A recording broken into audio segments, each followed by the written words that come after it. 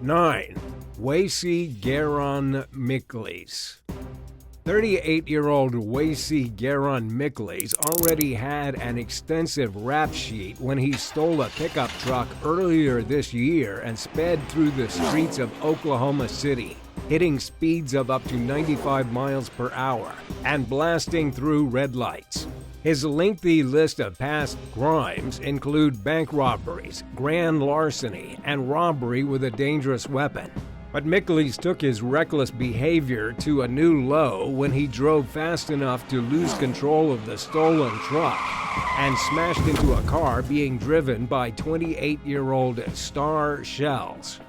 Sadly, the innocent young mother died in the crash. She was 5 months pregnant and left behind 2 sons. And several other people came close to dying that day when MIKLES narrowly avoided hitting their vehicles. He had sped off when officers tried to pull him over, triggering an intense police chase that unfortunately ended in tragedy. Star's surviving family members hired a lawyer who told the Oklahoman that police made the situation even more dangerous by chasing MIKLES into a crowded area with a lot of people in it, especially during the busy early morning hours.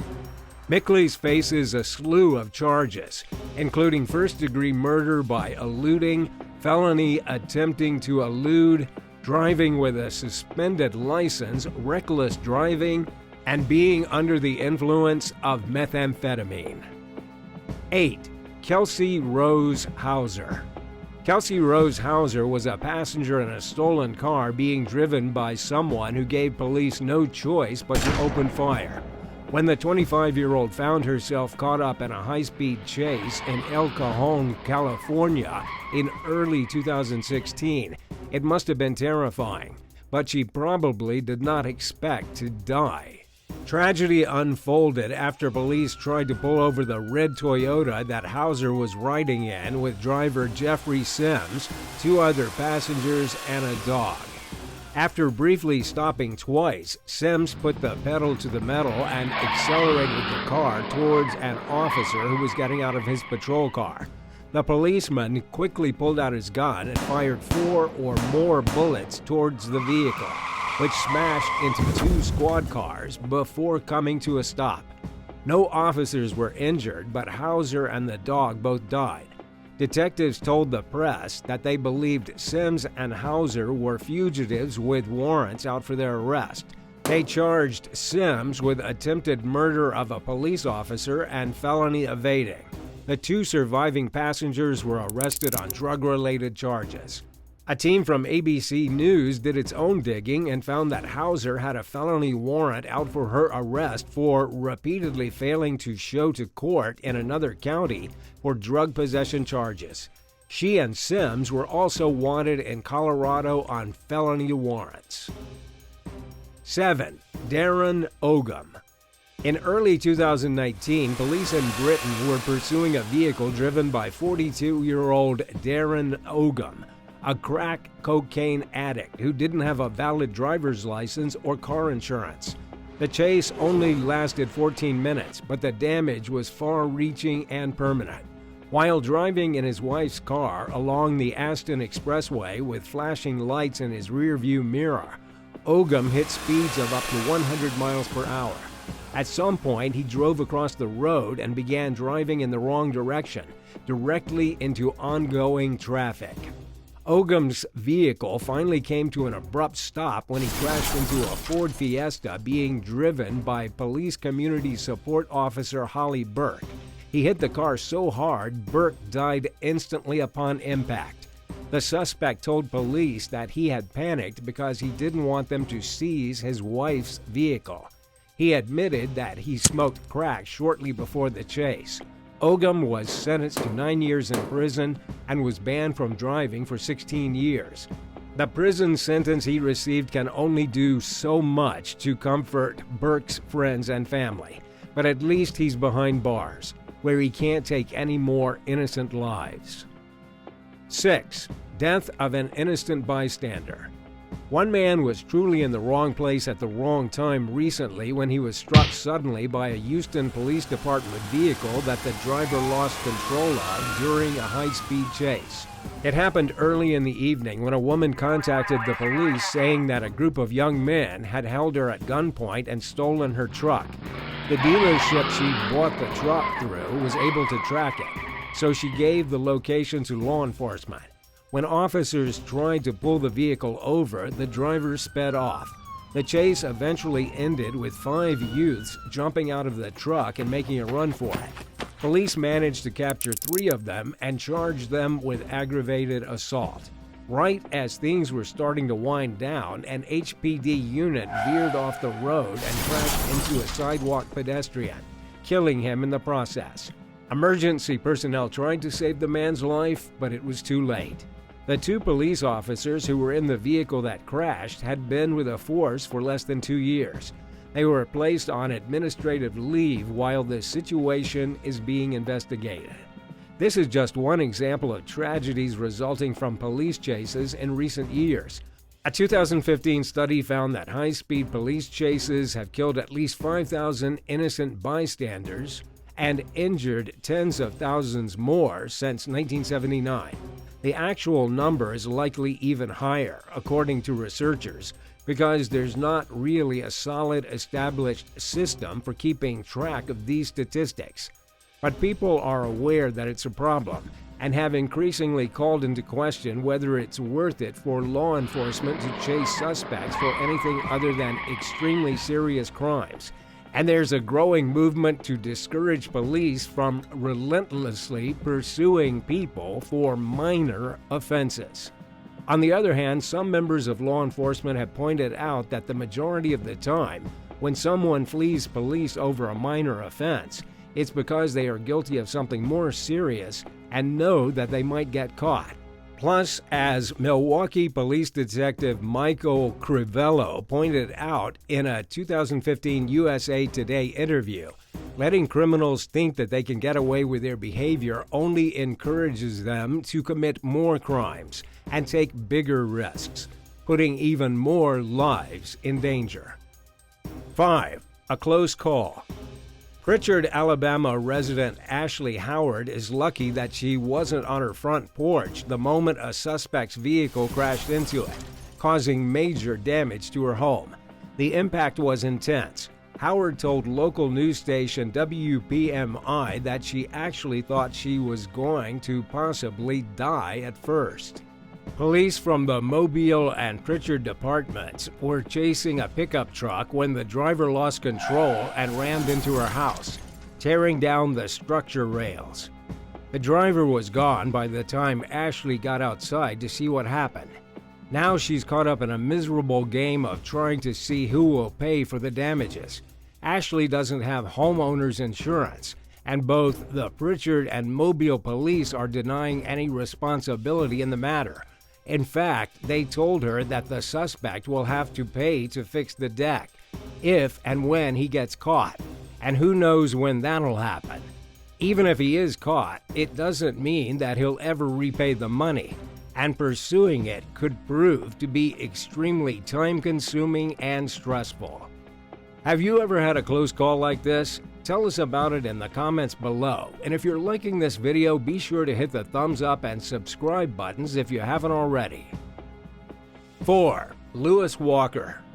While out on patrol in Evansville, Wyoming in the early hours of the morning, police noticed an SUV blow through a red light and jump a curb into a car wash parking lot. Officers followed the vehicle into a hotel parking lot where a passenger got out, but the driver ignored their commands and sped off with 2 other passengers inside. The chase lasted for hours. Thankfully, there was little traffic, so the pursuit didn't come at the cost of putting many other motorists or innocent bystanders' lives at risk. As the SUV approached the town of Glen Rock, officers prepared ahead of time by laying a spike strip in the road. The vehicle ran over it and popped at least 1 tire, but the driver was undeterred and got onto the interstate. Even after one of the front tires came off, the suspect continued driving at 90 miles per hour. As the vehicle rolled along on its front rim, spewing sparks onto the pavement, it pulled over, let one of the passengers out, and then went back to fleeing. The man who got out of the SUV told police that the two remaining suspects had weapons and wouldn't go down without a fight. Officers once again deployed spikes, and the driver continued to evade capture. But as they were about to learn, you can't run forever, especially with deflated tires. The vehicle hit some rocks over a drainage ditch and finally came to a stop. After chasing the SUV for 58 miles, police took the suspects into custody at gunpoint without incident. They found a loaded handgun that thankfully didn't get used. The driver, Lewis Walker, admitted that there were drugs in the vehicle and reportedly confessed to having used cocaine before the chase. He faces multiple charges, including eluding police officers, reckless endangerment, possession of a controlled substance. 3. Vanessa Armstead. At the beginning of 2021, 32-year-old Vanessa Armstead received medical treatment after getting into a car accident in Utica, New York. The next day, she allegedly walked into an ambulance storage facility and stole one of the vehicles. She led police on a 137-mile chase across the state. State troopers tried to stop the ambulance just 12 minutes after the unauthorized driver got behind the wheel, but Armstead refused to pull over. She got off the thruway in Rochester, smashed through the gate of a yacht club, and drove the vehicle straight into Irondequoit Bay. Vanessa swam to a private boat that was out on the water and was taken into custody. It took divers and a crew from the Monroe County Sheriff's Office over an hour to retrieve the ambulance. Police charged Armstead with felony charges of third-degree burglary and second-degree grand larceny. She was held on $3,500 bail. Vanessa admitted to stealing the ambulance but told investigators that she had no idea how she got to Monroe County. It's probably safe to say that this argument won't hold up well in court. 2. Joshua SWARTWOUT. Police were baffled when a 23-year-old suspect named Joshua SWARTWOUT managed to steal a Kansas Highway Patrol vehicle and drive it more than 30 miles while handcuffed behind his back, hitting speeds of 100 miles per hour along the way. SWARTWOUT was being transferred to a detention facility following an arrest on suspicion of car theft when he saw the perfect opportunity to escape. The officer driving the vehicle pulled over to help with a serious motorcycle accident, and since Joshua was riding in the front passenger side with no partition or rear seat cage separating him from the driver's seat, while the officer was preoccupied helping the crash victims, SWARTWOUT slid behind the wheel and took off. A high-speed chase ensued, but the car eventually started running out of gas. So SWARTWOUT pulled over and continued the pursuit on foot. Police quickly caught up with him and apprehended him, but they didn't ask how he managed to drive with his hands already cuffed behind his back. Kansas Highway Patrol spokesperson Trooper Ted Hillerman told ABC News that he assumed SWARTWOUT drove using his knees, which is admittedly impressive, especially considering how he traveled through narrow stretches of highway with a ditch on each side. 1. BRYAN, SORBY, and Adam KREINER. About a month ago, someone called the police in Lapeer, Michigan, and reported a reckless driver in a Chevy Malibu who was speeding and ignoring traffic lights. The vehicle reached speeds of 120 miles per hour during the ensuing chase. Toward the end of the half-hour-long pursuit, the driver, 20-year-old BRYAN SORBY, tore through a cornfield and then went briefly back onto the road. Then he crashed the car into a drainage ditch. A panicked SORBY got out of the car and ran into a pond. Thankfully, deputies eventually managed to talk the young man into cooperating with them. SORBY's passenger, 18-year-old Adam KREINER, had started to run away, but was more compliant than his friend and quickly caved to the officer's commands. Both men were taken to jail, where it was discovered that alcohol played a role in their behavior. KREINER soon learned that it paid off to be cooperative with the police. He faces fewer charges than SORBY, who will soon answer in court for allegedly fleeing, assaulting, and resisting a police officer and operating while intoxicated. His $10,000 bond was also set much higher than his more compliant friend, whose bond was set at $1,000. All things considered, both men are tremendously lucky that they weren't seriously injured driving at such high speeds and barreling through intersections during red lights. And as SORBY learned, the longer you drag a chase out, the more serious your charges are likely to become. Thanks for watching. If you'd like to learn more about shocking police chases gone wrong, let us know in the comments below. And while you're at it, be sure to subscribe for more great videos like these. See you next time. Bye.